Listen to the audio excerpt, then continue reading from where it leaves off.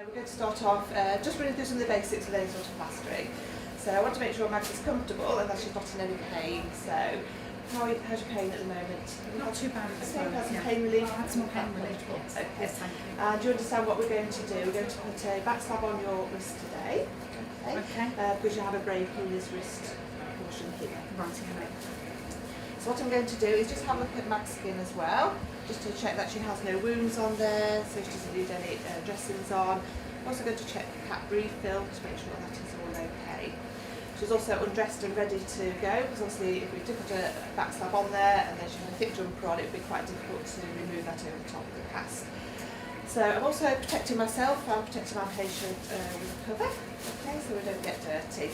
Also, we need to think of our backs when we're doing any sort of plastering, so we're just going to raise you up in there if that's okay. That's fine. Okay then.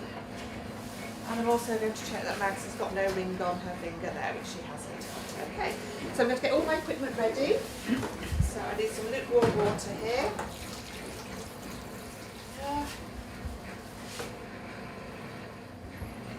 Bring that close to the patient. So there are two reasons why we can put a below elbow backslab on in our department. It's for a fracture to the wrist area, so the radius of the fracture, or it could be for a suspected scaphoid fracture. Okay. So what I need is a roll of padding. Now all our measurements that we have in our folder here are based on the average adult size, but we can actually adjust these. If we're plastering a child, we can adjust the sizing, or if we had a larger adult, we could change the size of that. But I'm just going to run through it with what fits you today, Pam, okay. Mags. So this is a 10cm soft band here, I'm going to pop on.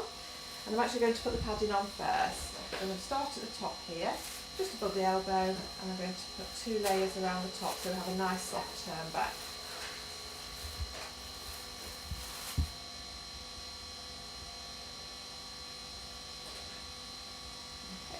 And we're just going down the arm there, 50-50. And when we get to here, I'm going to make a little break in the padding, go around the thumb area there.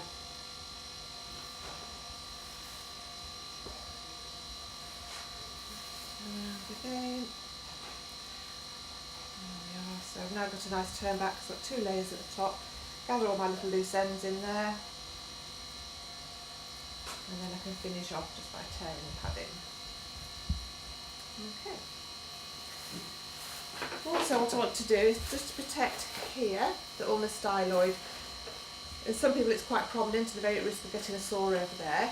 So we can use some Silona here, which is just a felt. So I'm going to just cut off a square to start with.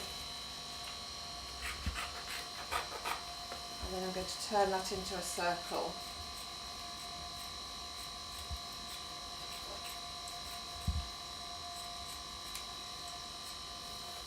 Pop that over the styloid there. That will just prevent any sores happening. Okay, so now I'm going to prepare my backslab. So I'm going to start here at the metacarpal heads. And I want to cut the plaster to about 2 fingers below the joint there, because what we don't want is any rubbing in the crease there when the patient bends their elbow. So we have a 15cm and a 20cm backslab here. They're already cut into 5 pieces, so we can just cut the length of it. We don't need to worry about the layers.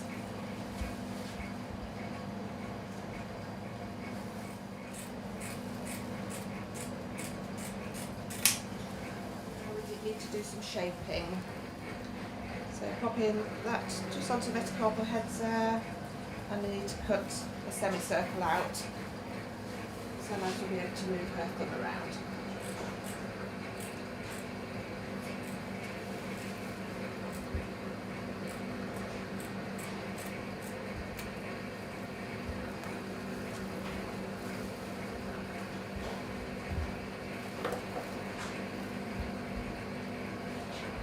And to check that all fits.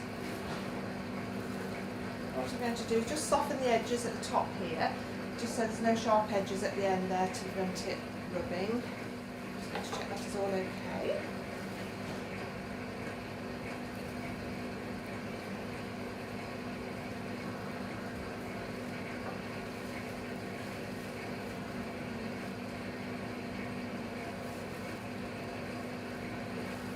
going to shape that a little bit, just so, because the metacarpals just go down at an angle, so I'm just going to take a little bit off there, so it doesn't come over the top of the metacarpal heads then.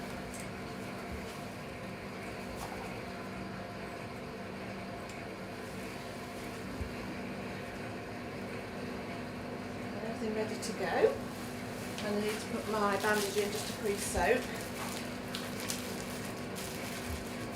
If you put it on dry and then you get some shrinkage, it's going to become too tight for the patient. So if you pre-soak it first, that will prevent it happening. Okay, ready to go. So as I said, my water is lukewarm. Take hold of my plaster, keeping the ends together, pop it in, keeping hold of the ends. And then just going to do a little squeeze. I want to keep some moisture in there. Make sure it's all nice and straight now because I don't want any creases inside. And then I'm going to pop it onto Mag's wrist. And pop that little one through there. Making sure it's not rubbing against the thumb. Smoothing around the wrist. We just need to make sure we laminate the edges together. And also it moulds it around the wrist there. Okay. So I'm now going to turn back my ends.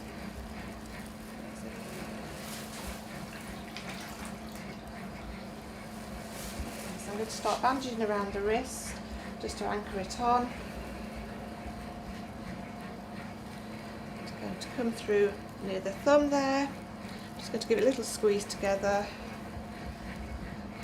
Around again, catching all the ends of the padding, making sure we've got no rough edges around the thumb there,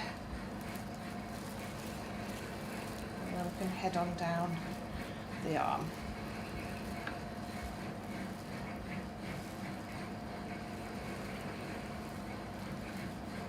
Capture those edges at the top there, a nice smooth edge.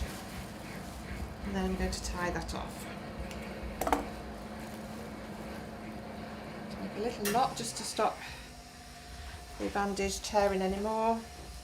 Tie it around. And I'm just going to tie a little knot there. We just need to make sure that knot is away from the fracture site. So I need now Max just to keep her arm nice and still. Okay, just going to go a little mould to make sure that's all snug. I need to keep still now just to allow that plaster to start to harden. Are you okay there? Yes, lovely. thank you.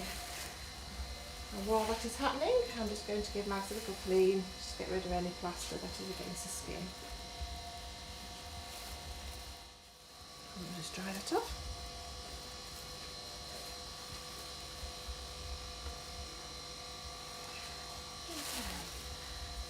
So when that has had a chance to harden off a little bit, I'm just going to check the circulation again by doing cat refill.